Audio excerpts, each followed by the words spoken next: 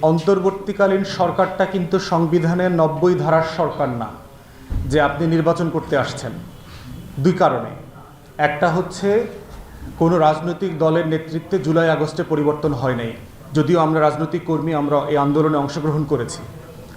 আর দ্বিতীয়ত হচ্ছে যে 6 কোটি তরুণ যুবকরা এই আন্দোলনে নেতৃত্ব দিয়েছে জুলাই আগস্টে, তারা কেউ নির্বাচনের দাবি তোলেন নাই।